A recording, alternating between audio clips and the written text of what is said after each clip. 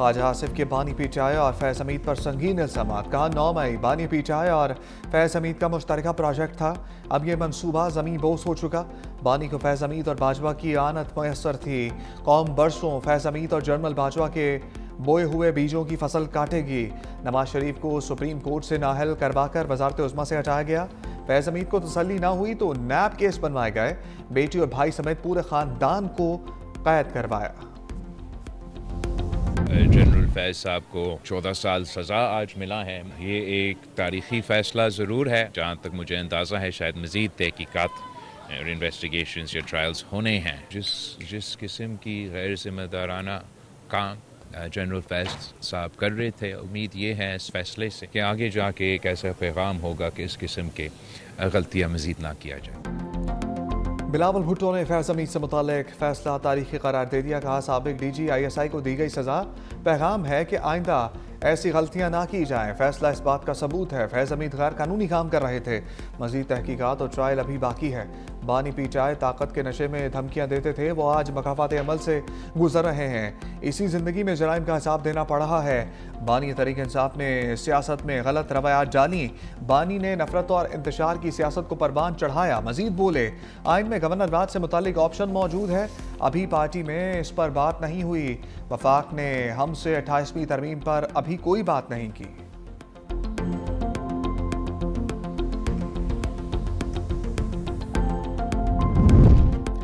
फैसल मुआवजा की फैज़ हमीद को सज़ा के बाद नई पेशगोइयाँ। कहा यह सज़ा इब्तदा है, आगे बहुत कुछ होगा। इतने ताकतवर आदमी का एहतसाब 75 साल तारीख में नहीं हुआ। पाकिस्तान को जो नुकसान पहुंचाएगा कुर्सी खींच ली जाएगी। पीटीआई के जो लोग समझ रहे हैं हम बच गए, उनका एहतसाब होगा। गवर्नर फैसल करीम कुंजी कहते हैं जनरल फैज़ की सज़ा से पाकिस्तान की सियासत पर अच्छा असर पड़ेगा। उनके साथ कोई और मुलविस होगा तो उनको भी सज़ा मिलेगी। बानी पीटीआई कोई आसमान से नहीं उतरे कि उन्हें सज़ा ना हो। पंजाब हुकूमत को कहूँगा बानी पीटीआई को कहीं और शिफ्ट करें।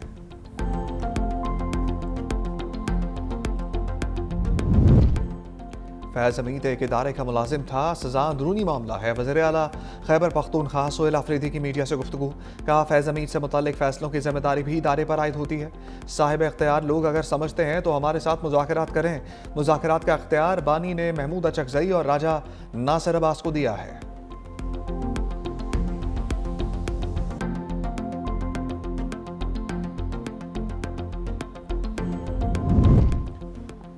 फैज़ हमीद के वकील का फैसले के खिलाफ अपील का ऐलान। बैरिस्टर मियां अली इशफाक कहते हैं, कहा मेरे पास पहले से ही सज़ा को चैलेंज करने के हदायत मौजूद हैं।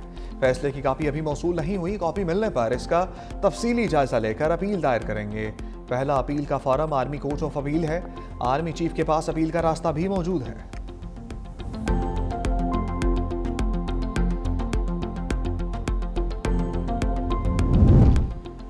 फैज़ हमीद का करियर तनाज़ात से भरपूर। पहली मरतबा नाम 2017 में मंजर-ए-आम पर आया।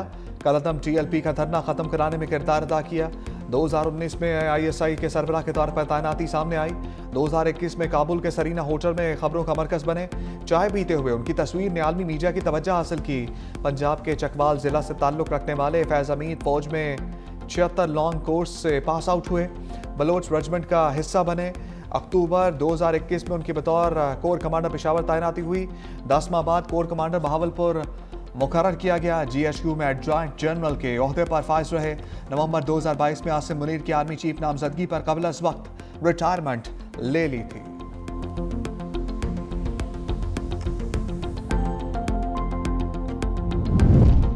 वज़ीर आज़म शहबाज शरीफ सफारती महाज पर मुतहर्रिक। तुर्कमेनिस्तान में सदर सरदार महदूब से मुलाकात। दो तरफा ताल्लुकात और इलाकाई अमूर पर तबादला ख्याल।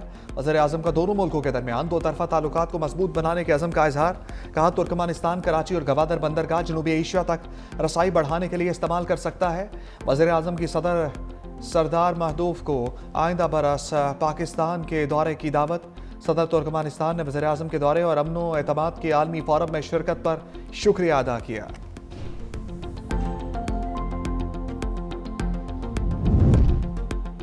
पीपल्स पार्टी के बड़ों की पंजाब पर नजरें। सदर मुमलिकत आसिफ अली जरदारी की लाहौर में मसरूफियात। सदर आसिफ अली जरदारी की समीना घुर्की के घर आमद। पीपल्स पार्टी रहनुमा को बेटे की शादी की मुबारकबाद दी।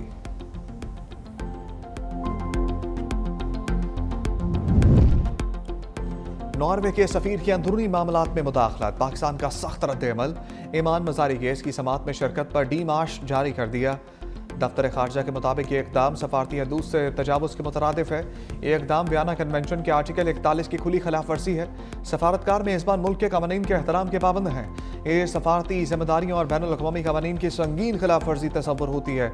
नॉर्वे की मुख्तलिफ NGOs इंसानी हकूक़ के नाम पर सरगर्म हैं। अंदरूनी मामलात में किसी भी किस्म की मुदाखलत बर्दाश्त नहीं करेंगे।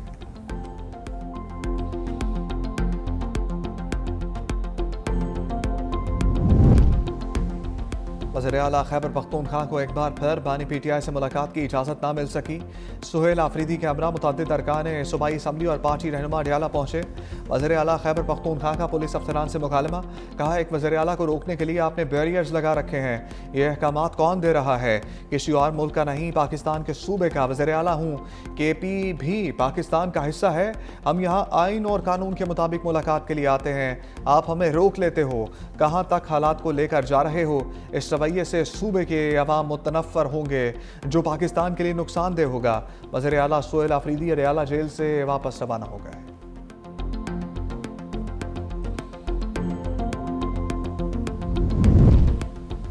झूठों के राजा आदिल राजा लंदन की अदालत में फिर जलील ख्वार। ब्रिगेडियर रिटायर्ड राशिद नसीर के हक में फैसला जारी। 50,000 पाउंड हर्जाना और कानूनी अखराजात अदा करने का हुक्म। आदिल राजा को 2,60,000 पाउंड बतौर अबूरी जमानत अदा करने होंगे। हुक्म ना मानने पर तौहीन अदालत, जुर्माना और जेल होगी। फैसले के मुताबिक आदिल राजा के पंजाब इलेक्शन, मुबैना मुलाकातों और रजीम चेंज से मुतल्लिक तमाम बयानात झूठे थे। आदिल राजा ने अपने सोशल मीडिया प्लेटफॉर्म पर माफ़ी मांग ली। लिखा, राशिद नसीर के खिलाफ हत्या के इज्जत इल्ज़ामात के दिफा के लिए मेरे पास कुछ नहीं।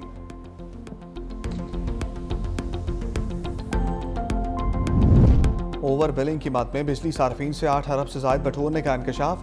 पार्लियामेंट की पब्लिक अकाउंट्स कमेटी में पावर डिवीजन से मुतालिक 2022-23 के ऑडिट एतराज़ात का जायजा रिपोर्ट के मुताबिक 1000 से ज़ायद फीडर्स पर डिस्ट्रीब्यूटर्स कंपेन्स ने ओवर बिलिंग की। ऑडिट हुकाम ने 8 अरब 72 करोड़ रुपए की माली बेज़ाब्तियों की निशानदही भी की।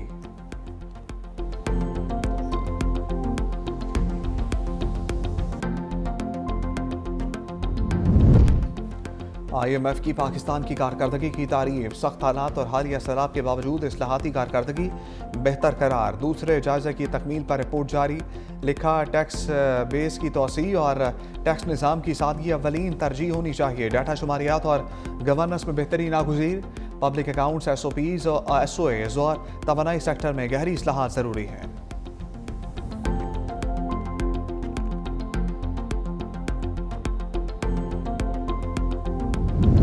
बिलावल भुट्टो की तारीफ पर मरियम नवाज का नए ख्वाहिशात का इजहार। एक्स पर लिखा, पंजाब आपका घर है, हमेशा इज्जत और एहतराम मिलेगा। वज़ीर-ए-आला मरियम नवाज का पैगाम। बिलावल भुट्टो के खूबसूरत अल्फाज पर शुक्रिया अदा करती हूँ। पंजाब में बिलावल भुट्टो को दिल की गहराइयों से खुशामदीद कहते हैं। ये आपका घर है।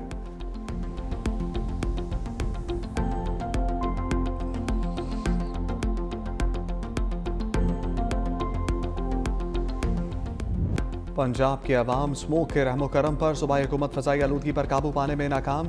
जहरीली फ़िज़ा में कमी के लिए किए इक़दाम बेसूद। अवाम स्मोक के बायस सांस की बीमारियों में मुब्तला। लाहौर दुनिया का आलूदा तरीन शहर। AQI 279 record. काना 9 पाकिस्तान का आलूदा तरीन इलाका। एयर क्वालिटी इंडेक्स 494 रही।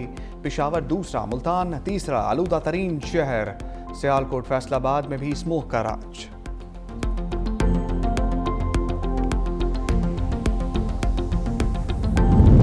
बंद कमरों के फैसलों ने मुल्की मईशत को तबाह कर दिया।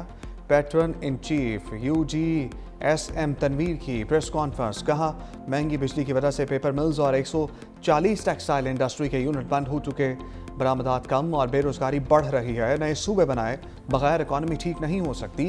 हुकूमत को संजीदा होना पड़ेगा।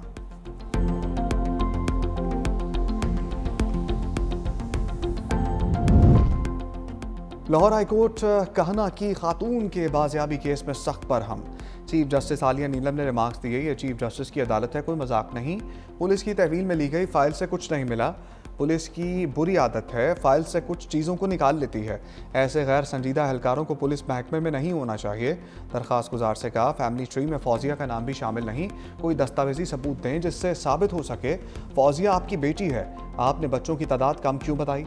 फौजिया को जन्नत ले गए ये पता है, लेकिन इतना नहीं पता कि आपके शनाख्ती कार्ड नहीं बनाया। सरकारी वकील की तफ्तीशी अफसर को बरतरफ करके पीका के तहत कार्रवाई की सिफारिश। अदालत का दरखास्त निपटाकर पुलिस को 15 रोज में रिपोर्ट जमा कराने का हुक्म।